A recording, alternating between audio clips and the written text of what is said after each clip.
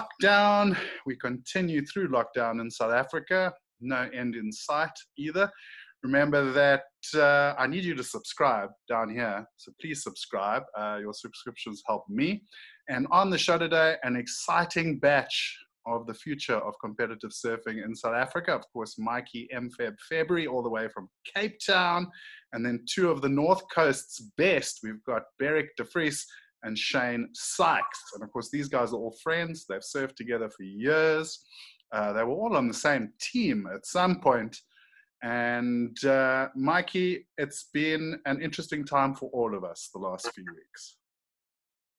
Definitely. Yeah, it's been a crazy time. Shit, I mean, it's been what, like 50-something days now. And I don't know, it's crazy to think, like, if someone told me this in the beginning, it would be kind of super nervous. But I think we've all done pretty well to have gotten this far. And yeah, hopefully things ease down soon. But yeah, I mean, can't complain. It's like a once in a lifetime kind of scenario. We hope. We hope it's a once in a lifetime. Yeah, I hope so. Yeah, exactly. But otherwise, just keeping positive and yeah, can't complain. Now, Beyrick, out of all of us here, yourself and Geordie, and maybe I think one or two other guys like Dylan were caught overseas as this all went down, and you actually had to go through 14 days of quarantine with QJ. What was that like? Yeah, I mean, you think that it would be cool to do nothing, and you like think you want to be lazy, but then after the first day of being lazy, you're like, wow, this really sucks, and you can't really keep it up. So yeah, the quarantine was just sit down and don't do anything, and pretty much just kept telling myself that over and over and over, and that's what it was like. And has there been any difference sort of moving out of that like hardcore isolation to sort of level 4? Yeah, for sure. I mean, just leaving the house was amazing. It felt like I was going on a game drive, you know, just seeing other people was amazing. But yeah, it's nice to go to the shops, you know, go get some stuff and just get out a little bit, but it's not surfing. Now, Shane, you're one of those guys who lives pretty much on the beach, and you're staring at it all day long. I'm sure the family is going a little bit batty altogether. I mean, it's not been an easy thing. I actually chose to come face the mountains so that I wouldn't see the sea. What's it been like being right there, smelling it, hearing it, but you can't get in it? Yeah, we actually we're thinking of going to stay at the beach cottage for lockdown, but it's actually, we stayed there like 2 nights and it's pretty much like torture. You just there, but you just can't, you're not even allowed to run in for a little swim or anything. So we kind of we're staying in Dunkirk.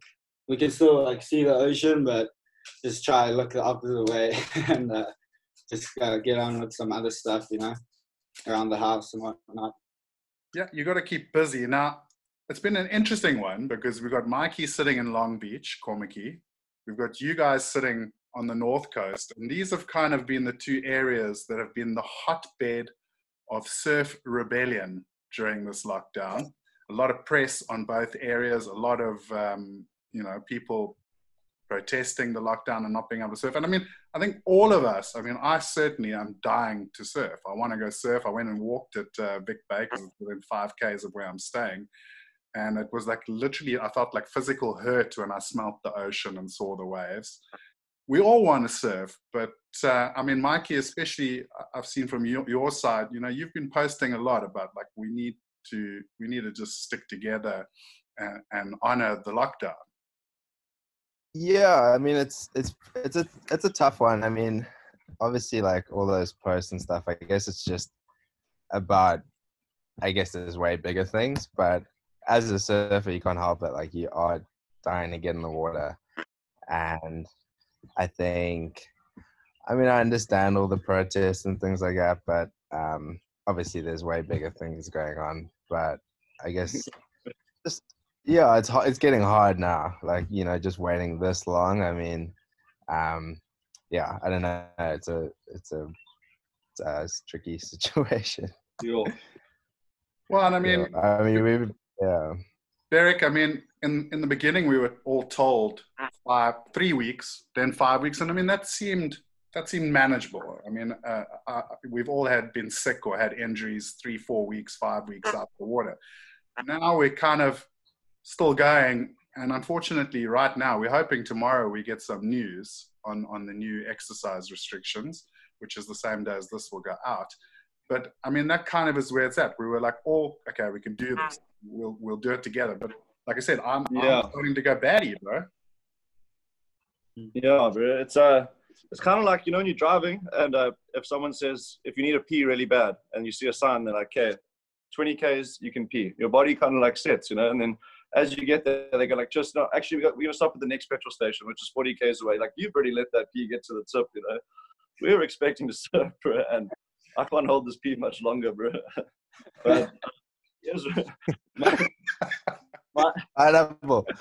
That is a great analogy. Thank you. That was a fantastic analogy. And I mean, Shane, the other conversation I've had, I had it with the old boys on the previous podcast. I've chatted to Colin, Fitch, and Robin about it, and the girls, is you guys, it's not just about competing.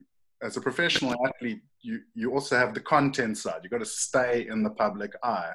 And outside of training for your career, which is your career, I mean, a big thing is like all your mates in West Oz and Hawaii and all the guys you normally travel and shoot with are busy dropping clips because they can still surf and get filmed and get photography done.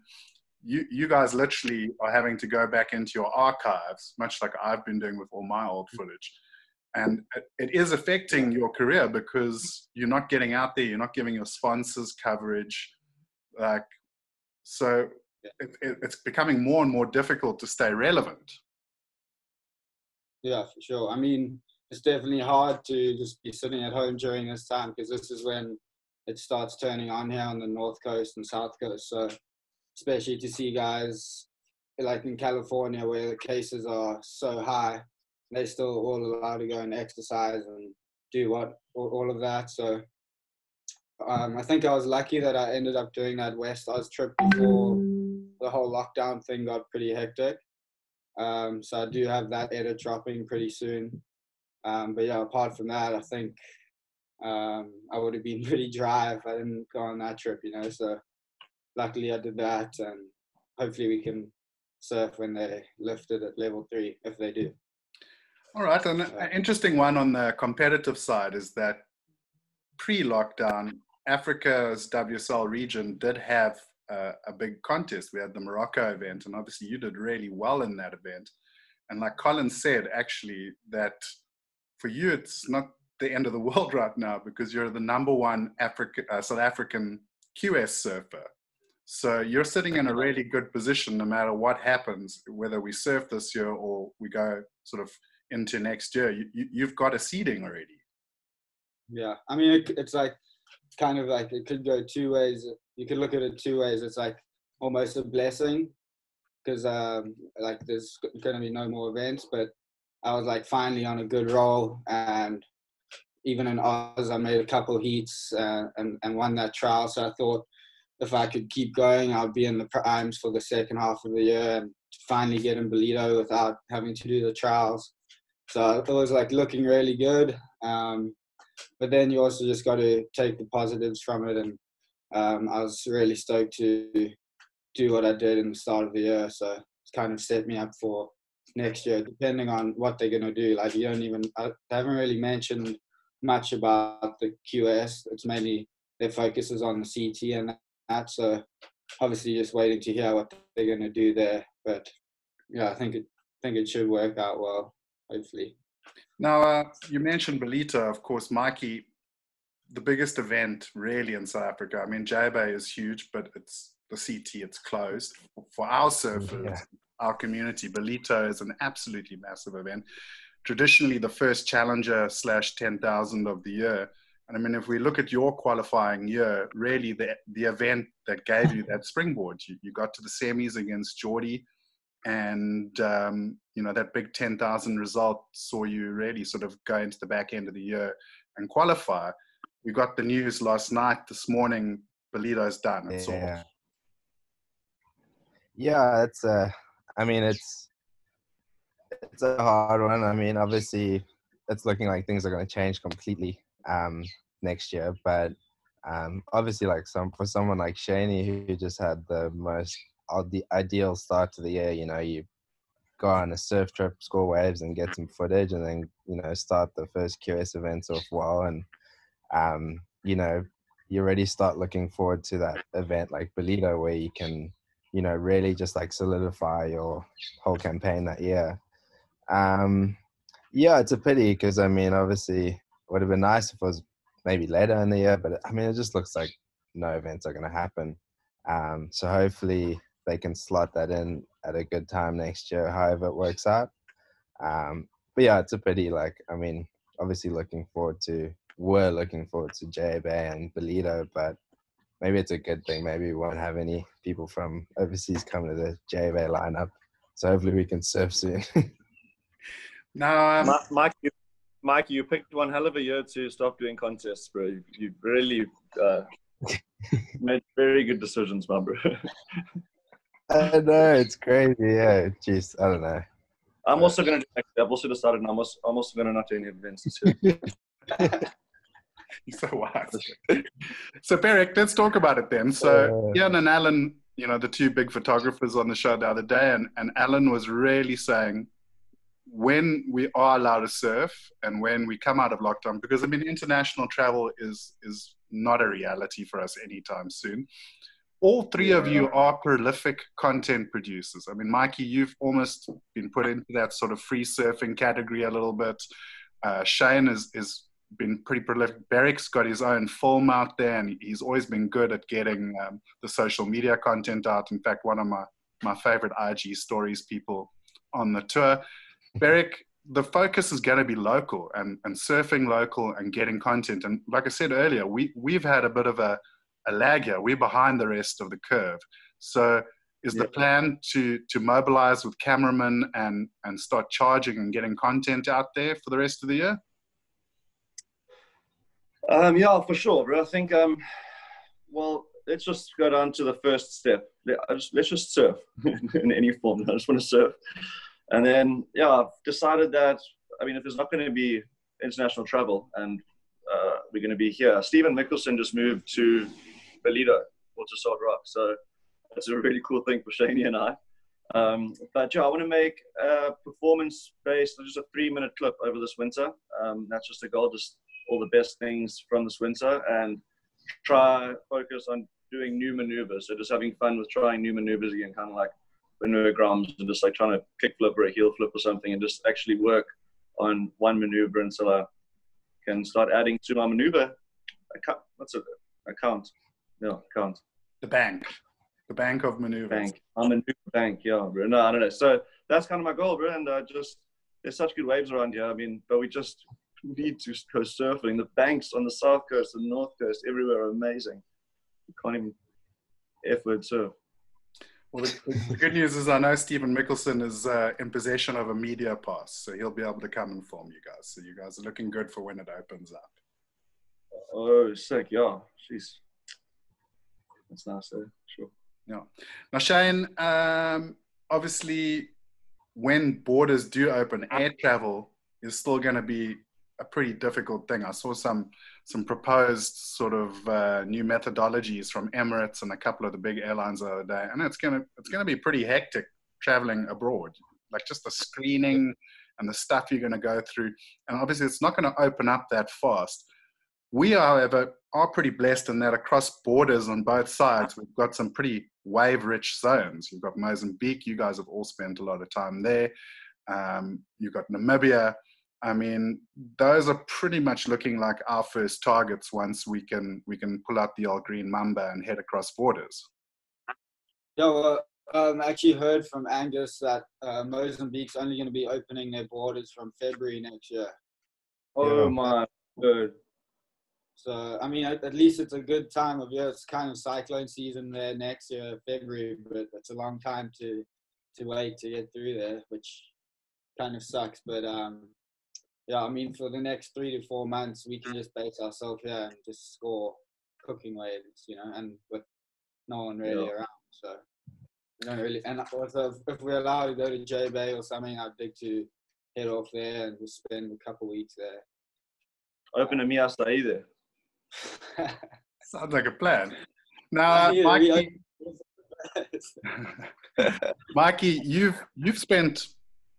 I mean, we've all traveled around Africa quite a bit, but you've recently really been sort of exploring. You were lucky enough to have a trip just before lockdown up to the West Africa. What's the vibe? I mean, I've been loving your IG posts with like the LPs with the local music and stuff, and a little taste of like different African places. You clearly are passionate about your continent and Africa and surfing it. Are there some new targets on your horizon as far as Africa is concerned? Yeah, definitely. I mean, originally I was planning on doing a trip with Vans to India now in May, and obviously that's not happening. So just like all of us, just having to adjust and try and keep it local. And I think now, just to start off with, just going to focus on wherever we can get, like the West Coast or, I don't know, Durban or J-Bay kind of thing, or the Transkei. So just having to adjust then. And then, hopefully when it does open up more, it is a nice time of year for other parts of Africa. So definitely got my eye on a few places, and looking forward to that, yeah. Now, while we're chatting with you, Mikey, obviously you had that jump up to the CT. You have been surfing contests since you dropped off the CT. Are you going to have another crack at getting back to the championship tour? Yes, I mean, obviously before all of this happened, the whole plan was just to give it a break and just focus on the whole free surfing side of things, and just trying to create some good creative content, and still really want to do that. Obviously with the news of like the whole tour changing, it seems like, because I mean, it's so hard to try and be a free surfer and a competitive surfer with the current or past schedule. You're traveling somewhere every other day, and I think now it might open up that a little bit more, so you can kind of compete in that beginning for the year, and then you can, whether you're on tour or not, you can kind of go and like travel and try find waves and stuff. So I think for now the goal is just to give it my all in terms of those creative projects and see where that goes and how that feels. But I mean, still love competing, and I think it's a great idea that they're having with like simplifying the contest. It just makes so much sense, and now everyone doesn't have to spend their whole year spending money, and yeah, I think it makes a lot of sense. Well, Beyrick, I mean, you are what I would say a hardened QS campaigner. I mean, you've paid your dues out there. What are your thoughts on what are your thoughts on the new regional system? Sort of 5,000s and down, a lot of events locally, Africa and South Africa, and then sort of looking at regions, maybe top 5, 6, 7 seeds going into the Challenger Series up against CT and surfers dropping off the CT. For me, it seems like a really good idea. It's going to make our regions tour a lot stronger, although we have been building a pretty solid tour already. And it's going to make it a bit easier on the almighty Rand to maybe get into those big 10,000 Challenger events. Yeah, for sure. I like the new system. I like the look of it. If we can travel less and achieve more, then that's the goal. Spending Rand or spending dollars and earning rands is a very hard thing to do, as you just mentioned. But it looks cool, man. It's going to be interesting to see how this thing plays out, because no one's got the information, so everyone's just kind of making kind of forecasted decisions on information that no one can really get their hands on. So I like the look of the new system, and I think that they do need to keep trying new things until they get it to stick, because there's definitely a way to make competing a lot more simple, I think, and a lot more attractive and a lot more fun. Now, talking about competing, I'm going to wind a little bit back now. You guys are part of the generation that I feel I've really seen sort of grow, because when I started commentating, you guys were pretty much under 10s around there, like you were little wee nips. And I've really watched you guys grow into the surfers that you are today. From Back when Mikey in was 6, back in under 12, 6'1" days. Yeah, exactly. But it's been such an interesting journey watching all three of you grow. And obviously, like I said, you guys are good friends, and you know your families are friends. How have you seen sort of the South African junior scene change over the years, Shane? What do you think is it as strong as it used to be? Can it be stronger? What are your thoughts? I mean, we definitely need to work, I think, on our junior series and on our junior surfing. Yeah, I mean, there definitely are some kids out there that are obviously really surfing good, and yeah, I'm not going to mention names, but yeah, there's a couple definitely that are blowing up. But I think when we were a bit younger, there were more contests, so it gave us more practice and events, and brought out that like competitive edge on everyone. And then also I think the brands were helping out a lot more than kind of what they are now. You know, it's really tough, especially in South Africa with the industry. But I mean, I think we're also like the older guys and younger guys were kind of together at that time. And then now it's kind of like the guys are still kind of staying in their age groups, and are like, I don't know, I think you need to be with older guys to help your surfing. And obviously we did that camp earlier this year with QJ, with Luke Slipen, Luke Thompson, Liam de Villiers, Beyrick, and Matty McGillivray. And I think everyone came away from that camp like surfing way better, you know. So things like that need to happen more often, because what Luke Thompson by the end of the trip was like pretty much splitting us, you know. So it's like you can see how just a week with the older guys can help that little edge. And even we learn from them, you know. We see how hard they work, how they warm up before their surfs, and everyone kind of feeds off each other. And I think we need a lot more of that. Well, it's interesting you say that, because in the conversation with Greg Emsley and Paul Canning and Byron Howarth, Greg and I were really talking about how one of the nice things about, for example, SA Champs is that often you have guys like Greg, Wayne Monk, Gary Van Veringen, you know, much older guys surfing heats against your top sort of 17 to 22-year-olds. And Ian was saying as well, as the photographer, like, you know, sometimes the younger guys are coming out the water like, how did that bully split me in that heat? And I've been kind of maintaining here in South Africa like a club sort of series or a pro-am series where you don't have age groups. You just have an open, and from Wayne Monk to Luke Thompson can surf. There's some prize money, and you just bring the generations together to surf against each other, because guys like Greg and Wayne and PC and Royden, Davey, Ricky Basnett, these guys have got a lot they can teach the younger generation. You guys have got a lot you can teach the younger generation about surfing heats. And like Byron was really pushing Beyrick, hunger. You need that hunger.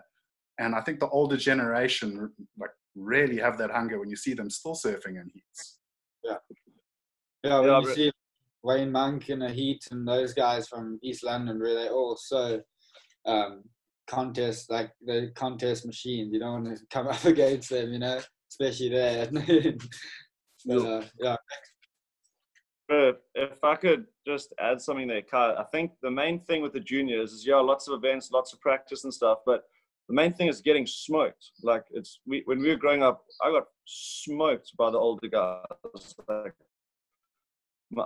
Mikey was in my division, or 1 year below, but kind of in my division. But there was the generation above me, or I guess 1 year older, was Nicky Godfrey, Matt Bromley, Indy Rook and Smith, Sean Jabir, Dale Staples, and that's who I had to compete against. But those didn't get less than 16 points every heat. And then just above them was Ricky, Geordie, Brett Shearer, Brandon Jacko, Josh Redman. Like, there were so many good surfers, and we got smoked a lot. And then we learned how to like lose here before we went overseas. If that makes sense. So you're like, it's the kids are entering their age groups and not wanting to enter the age group just about. They want to win all the things and have all these under 14 titles, but they're not really kind of getting the most out of it because they're not surfing against surfers that are better than them. Yeah. Well, Mikey, I mean, I think back to sort of the hunger for winning heats as well. And like, I look back, I can't remember, I think it was the Billabong Pro Junior at Seals maybe, and you and Slade were in a final. And we didn't have priority yet. And you guys literally paddled off the point in a paddle paddle. And it was literally, it wasn't, you both knew that there were no waves there, but you weren't willing to give each other any ground. And I sometimes, I don't see that right now sometimes in the junior heats here in South Africa. Yeah, definitely. I mean, I also think that, I mean, a lot of that came from, I remember maybe like a year or two before that, starting to surf all the open events and surf, I think it was like all the like Quicksilver events and whatever events. And I was like, you'd do under 20, then you'd do open. I remember surfing against like guys like Greg, and they really just have that like old school competitive mentality where like they didn't have all the like error verses or like all that crazy stuff. Like they just focused on how do you win a heat, and like you absolutely push till the very end and make sure that like there's nothing that like, I remember having a heat with him. I had like a series of like the whole year he was just like beating me, and I was like trying to do airs and I maybe get like one good score, but he would just carry on just winning, you know, and it gets so frustrating. And then like one day, like even I think it was like in a heat, he's like, what are you doing? Like I think he needed a score, and then I let him catch a wave, and afterwards he was like, what are you do? Like he won the contest, he was happy, and he was like, what are you doing? Like you should have paddled on me, like you should have sat on me or whatever.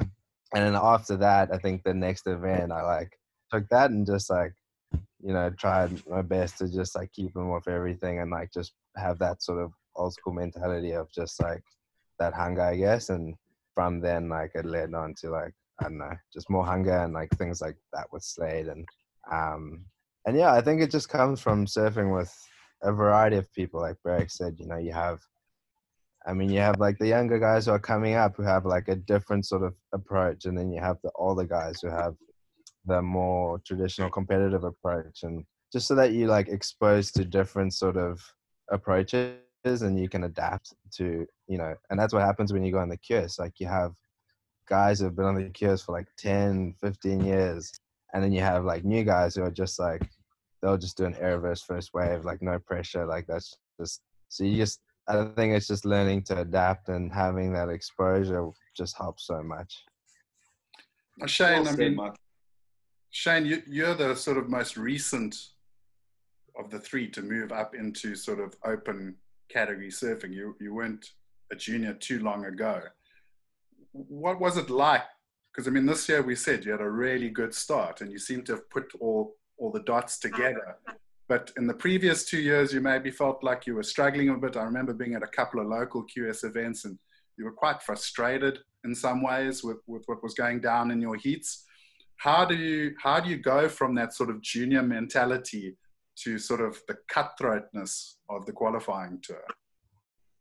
Yeah, I mean, like Beyrick said, it takes a lot of losing to actually start figuring it out. And after I finished school, I did the QS for 3 years, and I don't think I didn't get like one result really, even in like 1000s. I think I might have got semis once at Durban, but when you're trying to like get into the primes and that kind of doesn't really factor in. So I kept like chasing, trying to do 3000s and like not doing well in those, and it just kept ending up getting in like a bad rhythm. You're getting so angry, bro.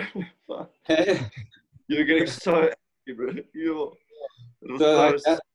Friends to sit by. You're trying so hard, training so hard and everything, and like there's just the simplest little things like would just happen. So many in a row too. Like I don't even know what to say. Like you're coming from a heat and I'll just be like, I don't know, I'm out of positive kind of like things there, because there was a lot of it was unlucky, and just some of it was kind of, I think you were kind of surfing, you were trying to make the heat because you were scared of losing, and now you're like ripping the heat. Now you're getting the 9s and 8s and stuff because you're like amped to win. I don't know. You seem like you're like amped to smash every wave. You like believe in yourself now. It's like super cool to see from that angry times when we stayed together. You were angry for a lot of times after heats, but like was hard to sit next to. But it's just after that trials win in Merriweather, bro, when you did that full rotation in the final two, I don't know, yeah, you smoked everyone. And it's just so crazy to see the different energy and the different mindsets, and so nice to see it come together.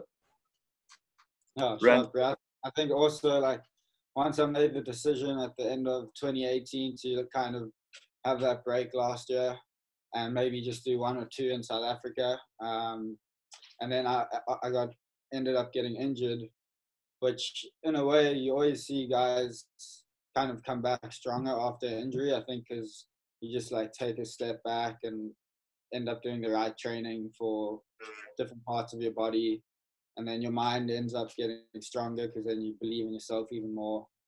And I think coming into Morocco, I was feeling really good, and then after that quarterfinal, I was going into Australia with the same kind of mindset, just knowing that if I'm on the right waves, I'm gonna make my heats if I surf them the right way, So especially being on boards that I trust as well, it all comes into play. And then when you're feeling the best, you can, and then you're gonna make heats, if you're believing in yourself. Well, that's good. And then, I mean, I think from my side, looking sort of across overseas the last 2-3 years, Mikey, it seems like there's a real sort of coming together of the South African crew, which we saw last kind of with PC, Greg, Travis, Geordie, like the older generation. There was like a real crew of South Africans traveling, and people always talk about the Brazilian storm. In Hawaii this last season, a lot of the talk on the commentary was about like the Saffers, about the South African crew, this young South African crew that are really stepping up. They're all supporting each other, and the results are coming. And I mean, I think it's important that, especially from such a small country as ours, that everyone is together when you go out there on the qualifying tour. Yeah, completely. I mean, you see that in all the other countries and all, like, I mean, the Brazilians especially, it's so clear. They just have such a family sort of vibe, and it really helps push them, but also, like, at the same time, like, they have support system and comfort, I guess. And I mean, me and Beyrick saw it when we were fortunate enough to, like, I think we were like 17, and we did I think it was my first year doing a QS trip to like Europe, and we had all those older guys around, and it was just like, so we got to at least experience that. And then like a year or so after that, it was kind of like we'd travel together, or we'd like travel and stay with like people from other places, and it was cool. But I mean, we had like each other and stuff. But I think now, like you said, like Hawaii, like having everyone, from like Shani and then younger than that, like, and then like Davey and Maddie and Geordie, Marie and Geordie Smith and stuff, like Hawaii was rad because everyone just like, obviously South Africans, they surf really well in like, waves of like power and bigger waves. And you could just feel the difference of like, everyone did well, and not only in like the contest, but just the free surfs as well. And you felt like you had that support and that comfort, so you could like really just focus on your surfing with not having to worry about anything else, and felt the backing of like everyone. For sure. Now, we're going to run out of time shortly because this has just flowed so nicely, and we'll have to do another one soon. 40 minutes has just flown by, but I've got some questions here. A lot more to say. We've got some questions here. Spicer de Villiers gave me a good one. He said, quickly, because we've only got 4.5 minutes, if they had to open lockdown for one day, just 24 hours, what would you do? Beyrick. Put me on the spot, Joe, and I can't say the first 5 things that come to mind, but I'll go at the 6th. I would definitely go surfing on the South Coast from the morning until the night, and then at the night, it's none of your guys' business. All right, Shane, let's give you the next one. Who is running, in your opinion, the best wave pool tech from Jonathan Berman? What is that, like, what's the best wave pool right now? That new one in, I think, Palm Springs in California looks pretty nuts, how it like wedges off that wall. But obviously I'd say Waco, because I really want to go try that air section and practice some airs there. That definitely looks like the best one at the moment. But yeah, and then Kelly's also looks rad, but obviously, like everyone says, it gets a bit boring after a while. But it would be insane to try that out for sure. But I think Waco is the best. Okay, so Waco takes the win there. Troy Wells, this one was actually for Mikey. Mikey, who was your biggest style influence? Besides me.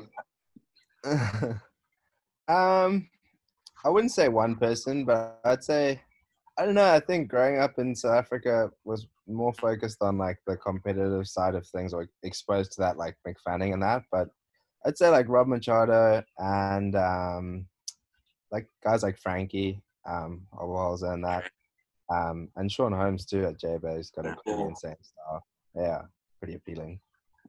All right, and then we've got time for one more. Sean Gibson says, ask them what they think the future of pro surfing looks like, and where will it be possible to make a living and earn a salary as a surfer? Who will bite first? Yeah, go for it. I think nowadays, like especially with the way that they're going with I think it's gonna be, surfers are gonna have to do a lot more than just surf. I mean, you see edits come out often, and you see people winning contests, but I think, you know, like you see in skating, like they appeal to like a way bigger audience than just skaters, and I feel like surfing, people are gonna have to just obviously a lot of like online content and stuff like that, but try and become a little bit more creative with that, so that it's not just like the same thing. And I mean, like, I don't know if you saw Wade Goodall's last film.